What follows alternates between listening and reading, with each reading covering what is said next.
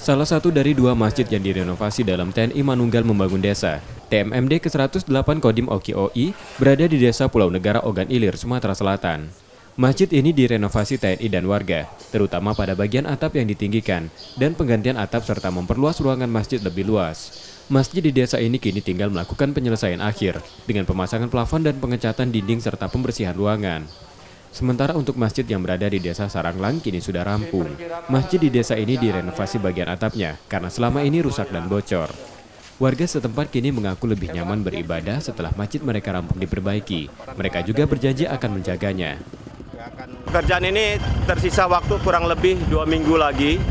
Insya Allah di akhir bulan ini semua pekerjaan TMMD di Kabupaten OI dan Oki di bawah Kodim Oki akan segera selesai.